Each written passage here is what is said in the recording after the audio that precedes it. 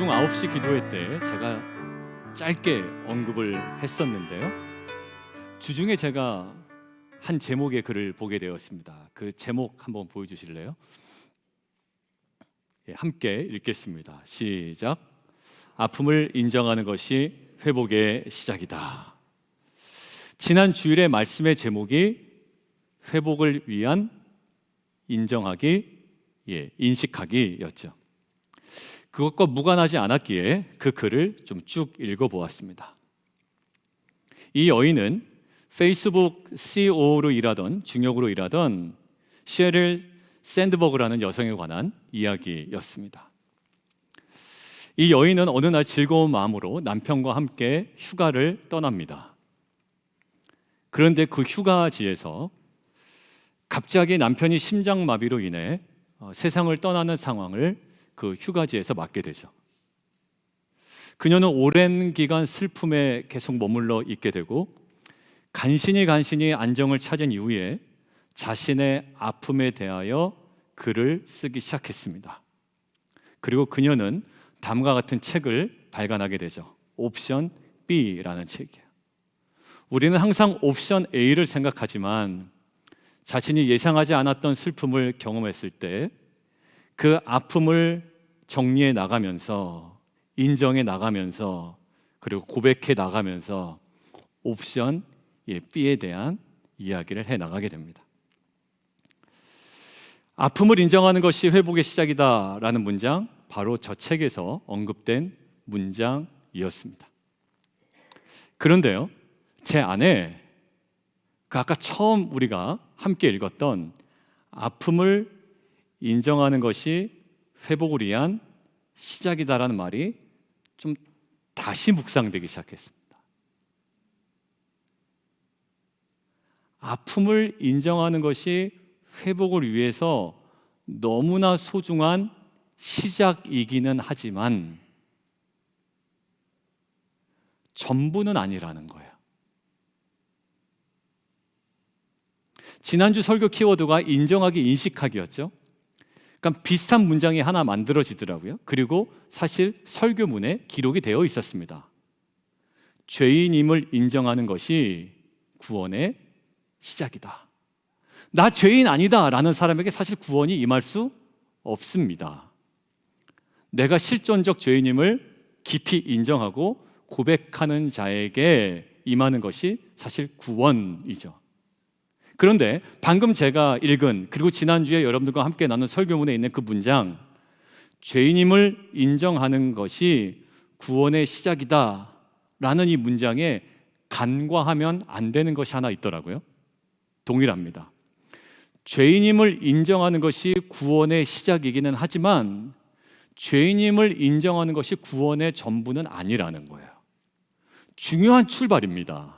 그런데 그 자체가 구원의 전부는 될 수 없다는 거예요. 자신의 죄를 인정하고 자백한 범인의 예를 한번 들어볼까요? 죄를 졌습니다. 그런데 자신의 죄를 인정합니다. 이 죄가 얼마나 심각했던지를 인식합니다. 그래서 고백합니다.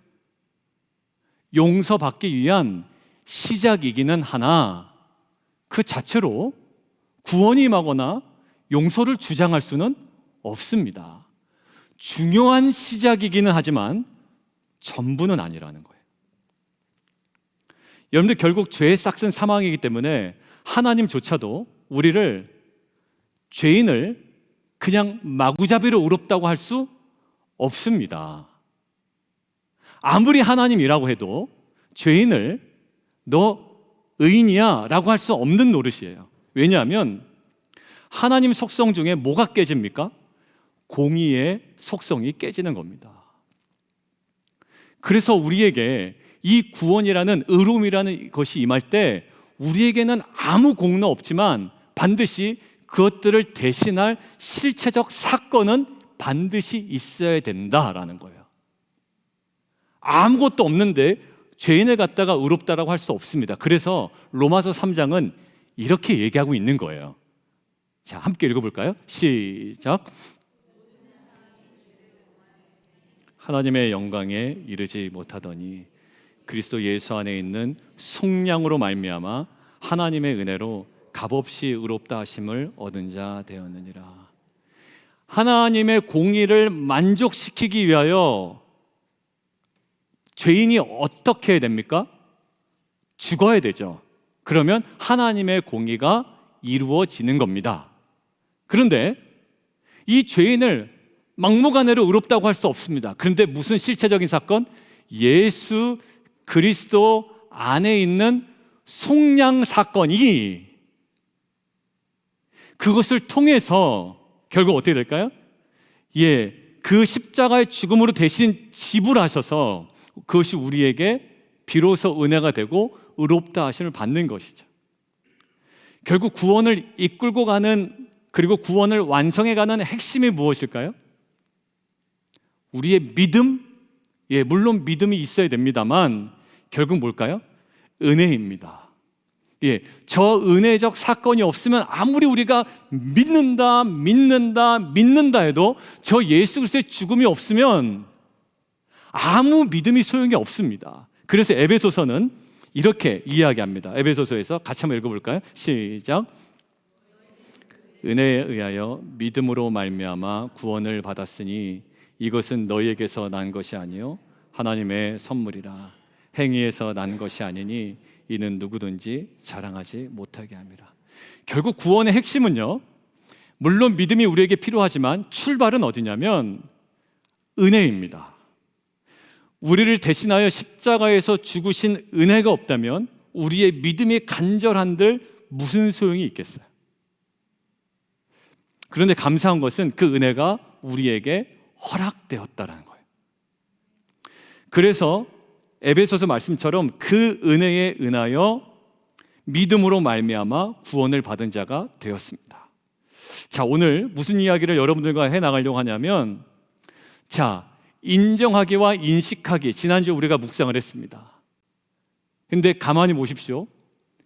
큐티 나눔 방에서, 그리고 소그룹에서, 텐트에서 우리가 말씀에 부딪혀서 우리가 자신의 잘못을 인정합니다.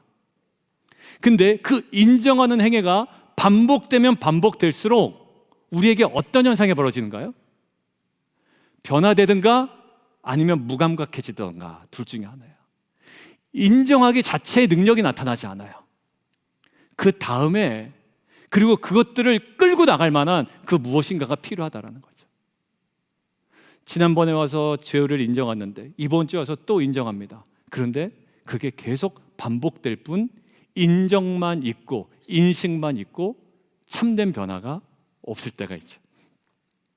자, 그러면 인정하고 인식하는 자에게 허락된 그 은혜의 속성이 무엇인지를 오늘 이야기하려고 합니다. 그 은혜의 속성이 무엇인지. 그래서 우리의 한계와 부족함이 늘 있죠. 그렇지만 그 은혜 속에 풍성한 삶을 회복해 나가는 저 여러분 되기를 주님의 이름으로 축원합니다. 자, 첫 번째 한번 보겠습니다. 은혜의 속성 첫 번째, 시작. 여겨지는 은혜입니다. 오늘 4장에 유독 반복되는 헬라어 표현이 있습니다. 자, 3절 밑줄을 그어놓으실까요? 아브라함이 하나님을 믿음에 그것이 그에게 의로 여겨진 바 되었다. 자, 밑줄 그어놓으시고요. 거기가 저런 식으로 헬라어로 되어 있습니다. 같이 한번 화면 보시고 읽겠습니다. 시작. 로기조마이라는 거예요. 로기조마이라는 헬라어가 3절에 나오는데 그 후에도 4절에 나옵니다. 일하는 자에게는 그 삭시 은혜로 여겨지지 아니하고 보수로 여겨지거니와 5절. 이를 아니할지라도 경건하지 아니한 자를 의롭다 하시는 이를 믿는 자에게는 그의 믿음을 의로 여기신다라는 거고요. 6절 동일하게 하나님께 의로 여기심을 받는, 그리고 오늘 읽지 않았지만 9절 믿음이 의로 여겨졌다. 10절 어떻게 여겨졌냐. 11절 여기심을 얻게 하려 함이라. 22절 그러므로 그것이 그에게 의로 여겨졌다. 23절 그에게 의로 여겨졌다라는 거예요. 여러분들, 이게 우리가 학교 다닐 때 글을 쓰는 훈련을 하잖아요. 같은 표현이라도 다른 단어를 쓰라고 그러죠. 그런 의미에서 보면 이것은 교수님에게 혹은 그 라이딩을 담당하는 선생님에게 빨간 펜으로 계속 감점 처리될 부분입니다. 유독 같은 헬라어 단어를 다른 단어가 있음에도 불구하고 계속 이 단어를 사용하고 있어요. 여러분들 이것들을 묵상하는데 많은 학자들이 어디에 주목하냐면 구원을 허락하시는 은혜의 중요한 속성이 있단 말이에요. 그냥 구원이다라는 게 아니라 그 속성을 정확하게 바라면 뭐예요? 여겨지는 은혜라는 거예요. 그런 인간입니까? 아니죠. 그런 인간이 아닌데 그런 인간으로 여겨주는 겁니다. 실력이 없거든요. 근데 실력 있는 사람으로 여겨주는 겁니다. 그런 존재가 아니거든요. 근데 그런 존재로 여겨주는 거예요. 그러니까 지금 구원을 받고 있는 은혜의 속성에 중요한 키워드가 뭡니까? 여겨지는 은혜예요. 근데 그게 만약에 행위로 우리가 그렇게 여겨진다면 그것은 은혜가 아니라 뭐로 여겨진다? 보수로 여겨진다라고 사도 바울이 이야기하죠. 4절을 성경을 통해서 함께 보겠습니다. 4절 시작. 일하는 자에게는 그 삭시 은혜로 여겨지지 아니하고 보수로 여겨진다라는 거예요. 이 말은요, 일할 필요가 없다라는 말도 아니고 일하지 말라라는 태만을 종용하는 말도 아닙니다. 우리의 행함으로 얻을 수 있는 성질의 것이 아니라는 거예요. 하면 하라고 그러겠죠? 근데 핵심 뭐냐면 그것으로 된다 안 된다? 안 된다라는 거예요. 그러니까 태만을 종용하는 것이 아니라 그들의 무능력을 나타내는 거예요. 은혜의 속성은 5절과 6절에 있는 대로 일을 아니할지라도 5절 그리고 6절 일한 것이 없이 그 상태에서 주어지는 겁니다. 다시 한번 이야기하지만 인간의 태만과 게으름에 임한 은혜를 강조하기 위한 표현이 아닙니다. 다시 한번 말씀드려요. 인간의 태만과 게으름에 임한 은혜를 강조한 것이 아니라 이것은 어떤 은혜를 강조한 건가요? 인간의 무능력에 임한 은혜를 강조한 겁니다. 아, 일을 안 하니까 하나님께서 은혜를 주시는구나가 아니라 인간의 무능력에 하나님께서 은혜를 주시는 거예요. 여러분들 고행을 해도 해결되지 않습니다. 금욕으로 해결될 문제도 아니에요. 명상으로는 더더욱 안 됩니다. 그리고 남보다 더 고결한 도덕성을 갖춘다고 해결될 문제도 아닙니다. 다 똑같습니다. 의인은 없대 하나도 없다라고 이야기했죠. 죄인인 인간에게는요, 하나님의 공의를 성취하는 방법이 딱 한 가지밖에 없습니다. 그냥 죽는 겁니다. 왜? 죄의 싹은 사망이기에 하나님의 공의를 내 삶 가운데 온전히 드러내려면 그냥 죽는 것 외에 방법이 없습니다. 그래서 예수님께서 십자가에 우리를 대신하여 돌아가신 거예요. 무엇을 이루기 위하여? 하나님의 공의를 이루기 위하여. 그냥 그 실체적 사건이 없는데 우리에게 그냥 너 의롭다고 해줄게 할 수가 없는 겁니다. 결국 이 은혜를 허락하신 주님을 구원자로 영접하는 것, 이것을 뭐라고요? 믿음이라고 이야기하고요, 이 믿음을 통해 그리스도 예수의 의가 우리에게 전가되는 거죠. 전혀 그런 존재가 아닙니다. 그런데 그 의로 말미암아 우리를 그렇게 여겨주시는 거예요. 여러분들, 그러한 은혜를 입은 자들이 저와 여러분인 줄 믿습니다. 여기까지는 이제 우리가 다 아는 내용입니다. 그런데 이것을 묵상하는데 복음의 은혜의 속성이 뭐라고요? 그렇지 않은데 그렇게 여겨주는 은혜라고 그랬죠.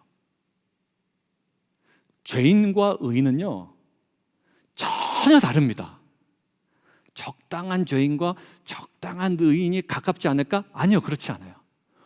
완벽한 구원에 있어서의 무능력자인 죄인과 하나님께서 용서하시고 구원하시는 그 의인과는 전혀 다르죠. 그런데 이 사람을 이렇게 여겨주시는 은혜죠. 자, 그런데 이것들을 보는데 이 복음의 은혜는 단순히 우리를 구원할 때 죄인을 의롭게 여겨주시는 은혜뿐만 아니라 우리가 보고, 우리가 느끼고, 우리가 인식하고, 우리가 처한 그 모든 상황들을 우리가 객관적으로 바라보는 인식과는 다르게 여겨주시는 하나님의 시선이, 그것이 또 다른 우리가 누려야 되는 복음의 은혜라고 느꼈습니다. 죄인을 의인으로 여겨주신다면 약한 자를 강한 자로 여겨주시는 게 뭐가 어렵겠으며, 가난한 자를 부한 자로 여겨주시는 게 뭐가 어렵겠어요.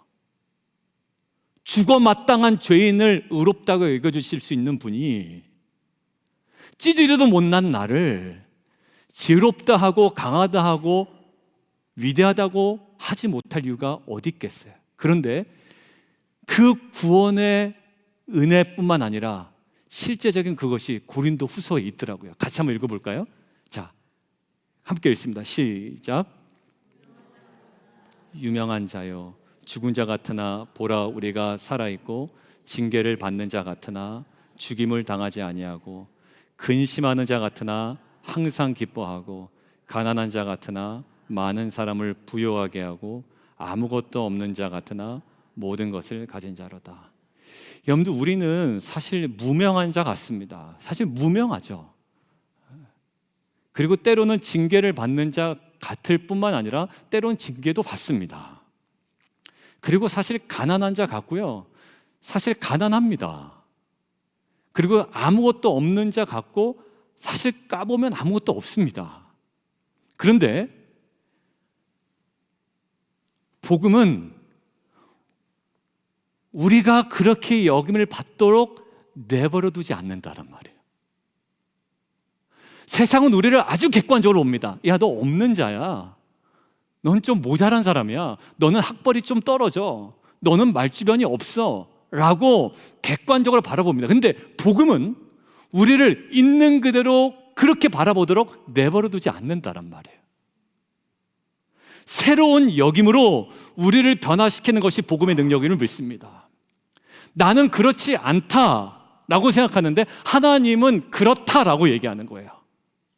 자, 마태복음 8복에서도 마찬가지죠. 심령이 가난한 자는 뭘까요? 세상에서 불쌍하여 여김을 받을 겁니다. 그런데 무엇이라고 설명되어 있나요?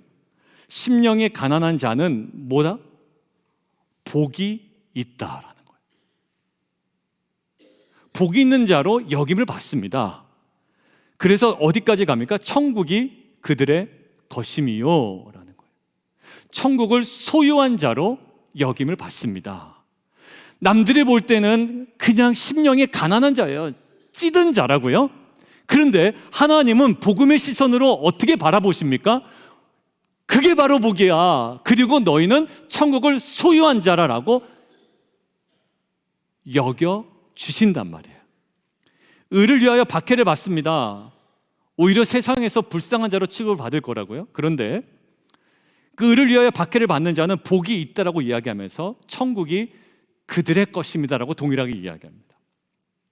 여러분들, 복음이 뭡니까?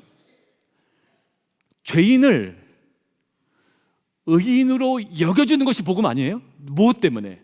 예수 그리스도의 죽음 때문에. 예수 그리스도의 죽음이 죄인을 의인으로 여겨주시는 것이 복음이라면 세상의 인식으로 우리를 바라봤던 시선이 이제는 뭘까요? 전혀 다른 복음적 관점으로 우리를 바라보시는 하나님의 시선을 우리가 느끼는 것, 이것이 복음의 능력이요, 그 시선 아래 우리가 회복되고 새로워지는 것, 이것이 복음의 귀한 능력이요 우리에게 주신 은혜인 줄 믿습니다. 여러분들, 죄인을 의롭게 여기는 것이 복음이라고 했잖아요. 여러분들, 그거 누가 해줍니까? 아무도 못 해줍니다.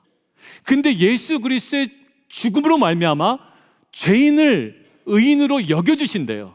근데 이것이 복음이라면 약한 자를 강한 자로 여기시는 것이 복음 앞에 뭐가 문제가 되겠으며, 가난한 자를 부유하다고 여기시는 것과 무명한 자를 유명하다고 여기시는 것이 복음 앞에 뭐가 문제가 되겠어요? 죄인을 의인으로 여겨주신 것이 복음인데 약해 빠진 나를 강한 자로 여겨주신다라는 것이 하나님의 복음의 시선 앞에 뭐가 문제가 되겠어요? 우리의 자녀가 객관적으로 볼 때는 너무 약해 보이고 불안해 보입니다. 객관적인 시선을 볼 때는 사람들이 노심초사합니다. 너희 자녀 그래서 괜찮겠느냐고. 그런데 자녀를 바라보는 부모의 눈은요, 일단 객관적인 시선을 잃어버린 거예요. 그래도 괜찮은 겁니다. 그렇게 여기지 않습니다, 부모는. 근데 마치 하나님이 우리를 바라볼 때 죄인을 의인으로 여겨주신 것처럼 약한 자를 강하게, 그리고 가난한 자를 부하게, 또 우리 안에 병든 자를 더욱더 건강하고 강건하게 그렇게 여겨주신다라는 거예요. 오늘 우리가 이제 후반부에 찬양하게 될 하나님의 은혜가 있는데요, 작곡하신 분이 돌아가신 신상우라는 분입니다.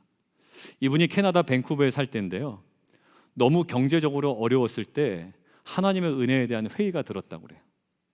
그러니까 갈 곳이 없어서 밴쿠버에 있는 고영원, 부흥한국의 리더 하시는 고영원, 우리 전도사님인가요? 집사님인가요? 고영원 씨의 집에서 이제 얹혀 살게 되었는데, 그때 고영원 그 전도사님도 경제적으로 어려움을 굉장히 많이 겪고 있었다고 합니다. 그때 들었던 생각이, 내가 하나님께 헌신하고자 했는데 왜 이렇게 나에게 어려움을 주시는지 이건 아니다 싶었다라는 거예요. 그러면서도 그 신상우 그 작곡가가 성경 말씀은 꾸준하게 묵상하고 있었는데 마침 고린도전서 15장 10절 말씀을 이제 묵상하게 된 거예요. 거기에 나의 나된 것은 하나님의 은혜라는 사도 바울의 고백이 있습니다. 이거를 묵상하다가 이런 하나님의 은혜를 알고 싶다라는 강렬한 욕망이 일어났다고 해요. 우리가 하나님의 은혜는 한량이 없습니다라고 이야기하지만 사실 우리가 은혜 감각이 떨어지면 그 말조차도 우리에게 은혜가 안 됩니다. 뭐 나의 나된 것은 주의 은혜다 이렇게 얘기해도 뭐 그게 은혜인가라는 생각이 들 때가 너무나도 많거든요. 그 신상우 작곡가가 그 말씀의 은혜를 받은 게 아니라 나의 나된 것이 오직 주의 은혜다라는 이 사도 바울의 고백을 나도 좀 깊이 느껴봤으면 좋겠다라는 거예요. 그것 때문에 은혜 받은 게 아니라. 그래서 밴쿠버에 같이 살고 있던 조은아 씨라는 분에게 하나님의 은혜에 대한 가사를 하나 써달라고 요청을 했다라고 합니다. 하나님의 은혜에 대한 곡을. 그래서 그 작사가가 조은아라는 분이 작사가고 작곡가가 신상우 작곡가입니다. 조은아 씨가 그래서 다음 날로 하나님의 은혜라는 가사를 써왔는데 이제 만년필로 종이에 이렇게 써왔다고 합니다. 근데 가사 첫 줄 뭐라고 되어 있냐면, 나를 지으시니가 하나님, 나를 부르시니가 하나님.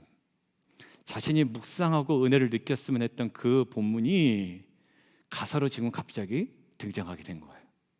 그 자리에서 신상우 이 작곡가가 그 자리에서 펑펑 눈물을 쏟았다고 합니다. 그래서 다시금 하나님의 은혜를 체험하면서 태어난 곡이 이 하나님의 은혜라는 곡이죠. 여러분들 가사 보면 뒷부분에 이런 가사가 있습니다. 그 가사 혹시 제가 보내드렸나요? 예, 한번 볼까요? 예, 한량 없는 은혜, 갚을 길 없는 은혜. 근데 그 은혜가 어떠냐면 내 삶을 애워싸는 하나님의 은혜래요. 그리고 내가 주저함 없이 그 땅을 밟을 수 있는 것도, 주저함 없이 밟을 수 있는 것은 내가 두려움이 없어서가 아니라 여전히 내가 두려움에도 불구하고 연약한 나를 붙드셔서 나를 어떻게 해요? 강한 자로 여기시는 하나님의 은혜라고 제가 들어왔습니다. 여호수아에 하나님께서 여호수아에게 말씀을 허락하시는데 강하고 담대하라 라고 이야기합니다. 그 말인 즉슨 어떤 상태다? 여호수아가 두렵다라는 거죠. 근데 두려워하는 여호수아가 왜 두려울까요? 모세는 40년 동안 왕궁의 경험이 있는, 그래도 리더십에 뭔가 내세울 만한 스펙이 있는 사람이었습니다. 여호수아 넌 뭐냐? 내세울 만한 게 별로 없습니다. 내가 이것을 어떻게 감당해야 되나? 모세도 약속의 땅에 들어가지 못했는데 내가 어떻게 약속의 땅에 들어가 이 전쟁을 해야 되나? 한없이 객관화되면 이것이 모세보다 못한 여호수아가 되고 이 싸움을 감당할 수 없는 자기 자신이 되는 겁니다. 근데 하나님께서 여호수아에게 말씀하신 것이 뭐죠? 오직 강하고 담대하라는 거야. 너 모세보다 못난 거 맞아. 그런데 그렇게 내가 너를 여기지 않을 거야 라는 거야. 강하고 담대하라. 왜 강하고 담대하라고요? 여호수아 우리가 묵상할 때 너 안에 뭐가 있다? 하나님의 약속이 있다라는 거예요.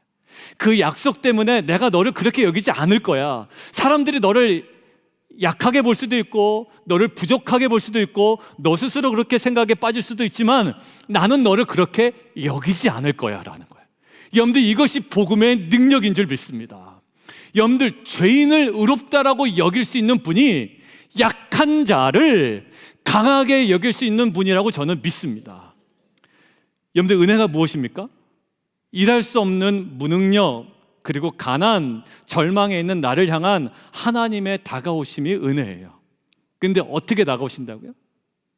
다가오셔서 우리의 상태대로 보시는 분이 아니라 은혜를 구하며 붙잡는 믿음을 보시고 전혀 다른 관점에 전혀 다른 차원의 사람으로 우리를 바라보신다는 거예요. 남들이 볼 때는 여전히 바닥에 있고 여전히 연약하고 여전히 부족하고 남 앞에 내설 거 하나도 없는 사람이지만 하나님은 복음적 관점으로 예수 그리스도의 보혈로 우리를 다시 바라보게 되면 이제는 전혀 다른 사람으로 우리를 여기신다라는 거예요. 죄인을 의인으로 여기시는 이 복음의 은혜를 경험한 우리들이 이제 다시 한번 서야 되는 복음의 자리가 있습니다. 죄인이 의인되는 것이 하나님 앞에 문제가 없었다면 약한 자가 강한 자 되는 거 문제 없습니다. 부족한 자가 오히려 하나님 나라에 쓰임받는 자로 세움받는 것 전혀 부족함이 없습니다. 이것이 여기심의 은혜입니다. 여러분들, 두 번째, 그런데 더 중요한 사실이 있습니다. 한번 읽어볼까요? 시작. 지속되는 은혜.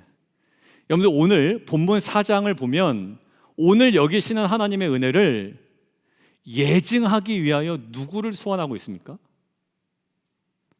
아브라함과 다윗을 소환하고 있죠. 3장은 바울이 이야기하고 싶은 것을 논증하는 장이고요. 4장은 예를 들어 예증하는 겁니다. 근데 두 사람을 등장시키는데 다 구약시대 인물입니다. 율법도 있기 전의 사람이 아브라함이었고요. 예수님이 오시기 전의 사람이 다윗이었습니다. 그들의 삶 속에는요, 율법과 예수 그리스도의 초림 상관없이 은혜가 역사하는 동일한 방식이 있었던 거예요. 자, 여러분들 조금 디테일하게 한번 생각해 보면 아브라함의 구원 장면이 아닙니다. 그런데 신약시대 구원받는 동일한 형식이었어라고 우리에게 이거 맞잖아라고 주장하고 있는 겁니다. 오직 행위가 아니라 믿음으로 구원받는 거야 라는 것들을 얘기하기 위해서 하나님의 말씀을 믿고 따라갔던 아브라함, 그런 아브라함을 불러내셔서 민족을 이뤄내시고 하나님 나라의 백성을 삼아 가시는 그 부르심의 장면을 연결시키고 있죠. 어떤 연속성? 방식에 있어서의 연속성이라는 거예요. 아브라함은 이거 구원 아니잖아요. 이거는 신약시대 구원이고. 그게 아니라 하나님은 늘 구약시대에도 그리고 인간을 구원하실 때도 늘 어떤 방식? 그러한 방식으로 일하고 계시다라는 거예요. 그러니까 학자들이 이 연속성은 우리에게 중요한 사실을 알려준다라고 이야기합니다. 어떤 사실? 예수 그리스도를 죽임으로, 그리고 그것이 은혜가 됐는데 그것을 믿음으로 구원을 받는다는 것은 급하게 만들어 놓은 하나님의 조급한 방식이 아니라 늘 하나님이 일해왔던 하나님의 생각이 담긴 하나님의 지혜가 있는 그런 방식이었다는 거예요. 자, 그런데 이방인처럼 살았던 아브라함을 약속의 사람으로 부르실 때에 그에게 있는 외적 조건이 어땠습니까? 진짜 이방인처럼 살았습니다. 아버지는 뭐 하시는 분? 네 아버지 뭐 하시노? 라고 그런 거 있죠? 뭐라고 대답해야 됩니까? 그러면 아브라함이 우리 아버지 우상 만드는 사람입니다 라고 머리를 흑적어야 되는 거예요. 여러분들, 그에게는 외적 조건이 없습니다. 그런데 그를 어떻게 여기죠? 마치 믿음이 있는 사람처럼, 약속의 사람처럼, 한 민족의 믿음의 조상처럼 그렇게 여기셨다라는 거예요. 무엇으로? 여호와의 말씀을 믿고 떠났던 그 아브라함의 믿음을 보시고 그렇게 여기셨다라는 거예요. 여러분들, 결국 학자들이 구약과의 연속성을 강조하는 이유는 연속성이 강조되면 강조될수록 우리에게 주신 은혜가 있습니다. 다윗을 이야기하죠. 다윗은 구원받은 얘기인가요? 아니죠. 죄를 졌는데 죄 없다라고 용서받는 장면이에요. 그것도 뭡니까? 다윗이 죄가 없어서가 아니라 하나님이 그거를 그렇게 여겨주셨다라는 거야. 아브라함을 깨울 때도 일하셨던 방식 그렇게 여겨주십니다. 그런 놈을 부른 게 아니라 안 되는 놈을 그렇게 여겨주셔서 부릅니다. 다윗도 죄를 안 진 놈을 부르신 게 아니라 남의 여자를 건드렸습니다. 그런데 그런 연약함에 불구하고 그렇지 않은 자로 여겨주십니다. 신약시대 우리 성도들도 죄인입니다. 그런데 예수 그리스도의 보혈로 우리를 그렇지 않은 자로 여겨주십니다. 그런데 아브라함처럼 다윗처럼 신약시대처럼 앞으로 쭉 하나님의 일하시는 방식은 이렇게보다 이런 방식이다, 동일하다라는 거예요. 여러분들, 결국 그때도 그러했고 아브라함 때도 그러했고 다윗 때도 그러했고 예수 그리스도 때도 그러했으면 지금 예수 그리스도의 재림을 소망하는 신약시대 성도들도 구원뿐만 아니라 단순히 구원을 얻는 데에서만 쓰이는 그 은혜가 아니라 우리에게 필요한 모든 은혜도 아브라함처럼 다윗처럼 우리에게 동일한 방식으로 지속적으로 끊김없이 연속적으로 동일한 방식으로 우리에게 허락하신다라는 거예요. 죄인을 의롭다라고 하시는 분이 어찌 약한 자를 강하다라고 하시지 못하겠습니까? 오늘 말씀 결론 맺겠습니다. 죄인을 의롭다고 여겨주신 은혜를 허락하신 하나님께서 우리에게 다른 은혜는 인색하실 리가 없습니다. 그 말씀이 로마서 8장에 30절에 34절에 하나하나 자세하게 설명이 나와 있습니다. 같이 한번 읽겠습니다. 시작. 부르신 그들을 또한 의롭다 하시고 의롭다 하신 그들을 또한 영어로 잠시만 멈출까요? 네, 공연 잠깐 멈춰요. 정하신 그들을 어떻게 해요?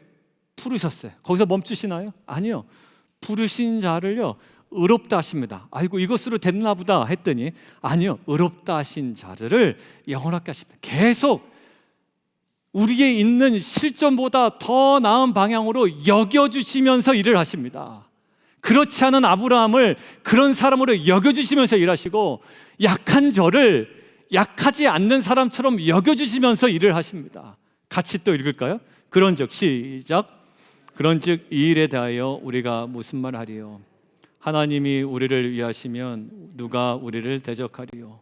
자기의 아들을 아끼지 아니하시고 우리 모든 사람을 위하여 내어주신 이가 어찌 그 아들과 함께 모든 것을 우리에게 은사로 주지 아니하시겠느냐. 거기까지요. 모든 사람을 위하여 자기 아들을 아끼지 아니하신 분이 뭐 다른 것에 인색하겠냐라는 거예요. 죄인을 의롭다라고 말도 안 되는 여기심을 나에게 허락하셨다면 나에게 있는 약함과 연약함과 부족함을 뛰어넘는 어떠한 존재로 하나님께서 여겨주신다면 왜 그것이 나에게 불가능하겠느냐. 죄인이 의인된 것이 은혜라면 우리에게 또 다른 이 땅을 살아가는 은혜가 있습니다. 약함에도 부족함에도 여전히 하나님은 그냥 있는 그대로 보지 않으십니다. 뭘까요? 차원이 다른 존재로 나를 부르신다는 거예요. 아, 하나님, 저는 이 정도면 됐어. 이거 아닌 것 같습니다. 라고 이야기하지만 아니야, 내가 너를 불렀어. 너 절대 그렇게 보지 않아. 너 절대 그렇게 보지 않아. 너 연약하다고 숨는데 너 절대 그렇게 보지 않아. 내가 너를 어떻게 여기는데. 이게 은혜입니다. 죄인이 의인된 거에 감격이 있다면 지금 우리를 있는 그 상태로 바라보지 아니하시고 새로운 차원으로 여기시는 그 은혜가 지금도 끊임없이 우리의 삶 가운데 역사하고 있는 줄 믿습니다. 일부 예배 때 저희 애들 2명이 예배를 드렸거든요. 큰애, 둘째. 부족함이 있죠. 애들이 실수도 하고 그러면 옆집 아저씨나 다른 사람들은 우리의 자녀의 모습을 보고 객관적으로 봅니다. 그래서 어떻게 그럴 수 있냐고. 때로는 이럴 수도 있죠. 목사 딸이 말이야, 응? 목사 아들이 어떻게 그럴 수 있냐, 뭐 이럴 수도 있겠고, 아니면 그런 거 다 띄고 나서라도 그냥 객관적으로 봅니다. 아유, 쟤는 좀 약하다, 부족하다, 연약하다, 이렇게 볼 거예요. 쟤는 말주변도 없다. 근데요, 그 이야기를 듣는 부모는요, 절대 객관적으로 못 봅니다. 저는 제 자녀들을 객관적으로 볼 수 있는 눈이 없습니다. 왜 그럴까요? 부모기 때문에 그렇습니다. 남들이 그놈 못났다고 얘기할 때 저는 절대로 우리 아이를 객관적으로 못 봅니다. 제일 잘났습니다. 아이, 그거는 뻥이다. 제일 잘나진 않았지만 전혀 객관적으로 볼 자세가 안 돼 있는 게 부모입니다. 똑같습니다. 하나님이요, 우리를 객관적으로 볼 마음도 없고 능력도 없으신 분이에요. 왜? 예수 그리스도의 십자가의 은혜가 있기 때문에 앞으로 객관적으로 절대 못 봅니다. 하나님께서 우리를. 오히려 우리는 나를 객관적으로 보는데 하나님 안 봐요. 그렇게 못 봐요. 왜? 죄인을 의인으로 보시는 분이 약한 자를 약하다라고 보시겠어요? 못난 놈을 못났다라고 보시겠어요? 그렇게 볼 수 없는 구조로 우리를 바라보시는 거예요. 근데 이게 아브라함 때부터 다윗을 지나 지금 우리에게 앞으로 주님 오실 때까지 그 시선은 떠나질 않습니다. 내가 너를 의롭다고 하는데 누가 너를 정죄하더냐? 라고 화딱지가 나는 게 하나님입니다. 야, 내가 너를 담임 목사 시켰는데 누가 너를 못한다고 내가 너를 세 명의 자녀의, 우리 홍 집사님은 4명의 자녀의 부모로 내가 너를 불렀는데 누가 너를 못난 부모라고 욕하느냐? 내가 너를 그렇게 보지 않는데, 내가 너를 그렇게 여기지 않는데. 그러니까 이제는 하나님은 도무지 우리를 객관적으로 보실 수 없는 분이고, 왜 그래요? 예수 그리스도의 보혈로 죄인을 의인으로 밖에 보실 수 없고 약한 놈을 강한 자로 보셔서 하나님께서 그렇게 걸맞게 만들어 가심으로 우리를 통해 하나님의 일을 하시겠다라는 거예요. 그게 하나님의 열심과 경륜과 섭리입니다. 여러분들 객관적으로 자녀들을 보죠? 불안불안하죠? 연약한 모습도 보이죠? 괜찮아요. 하나님이 그렇게 안 보시겠다라는 거예요. 새로운 차원으로 보시겠다라는 거예요. 여기심의 은혜, 그리고 지속되는 은혜, 이것들을 누리는 저와 여러분 되기를 원합니다. 제가 마무리 설교문 써놓은 거 읽고 마치겠습니다. 우리의 믿음을 통해 죽음에서 생명으로 옮겨지는 구원의 은혜를 받았다면, 가장 어려울 때도, 객관적으로 너무 어려울 때도 은혜를 간구하며 믿음으로 나아갈 때 우리의 형편과 처지대로 보시는 것이 아니라 전혀 다른 사람과 전혀 다른 상황으로 여기시는 그 은혜를 누리며 나아가는 저 여러분 되기를 주님의 이름으로 축원합니다.